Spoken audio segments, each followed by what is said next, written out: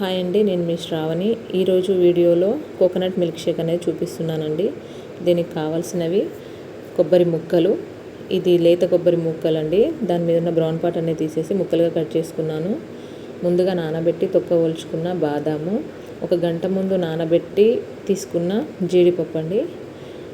దీంట్లోకి స్వీట్నెస్ కోసం sugar add చేస్తున్నాను. మీకు కావాలి అని అంటే హనీ కూడా యాడ్ చేసుకోవచ్చు.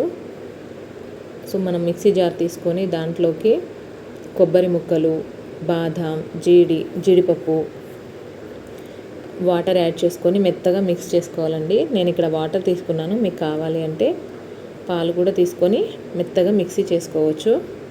ఇలా ఈ మిక్సీ చేసుకున్న దాన్ని మనం ఒక స్ట్రైనర్ సాయంతో వడకట్టుకోవాలండి.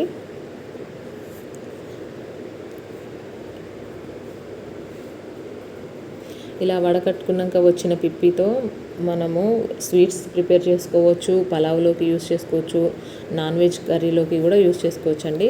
బట్ ఇది ఎక్కువ రోజులు స్టోర్ ఉండదు, 1 to 2 days అంతే. దాని తర్వాత యూస్ చేయొద్దండి. ఇలా స్ట్రెయిన్ చేసుకున్న మిల్క్లోకి షుగర్ యాడ్ చేసుకొని షుగర్ కరిగేంత వరకు కలుపుకోవాలి.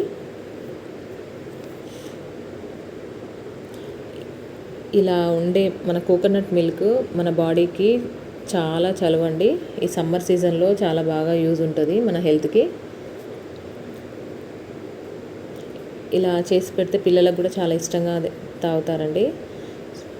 సో మనకి వీలైనంతగా ఈ సమ్మర్ సీజన్లో ఇలా కోకోనట్ మిల్క్ షేక్ చేసుకోవడమే బాగుంటుంది. దీంట్లో గార్నిష్ కోసం బాదాం, జీడిపప్పుల పలుకులు వేస్తున్నాను. అంతే అండి. ఎంతో టేస్టీగా ఉండి మన హెల్త్కి ఎంతో ఉపయోగంగా ఉండే కోకోనట్ మిల్క్ షేక్ అనేది రెడీ అయిపోయింది.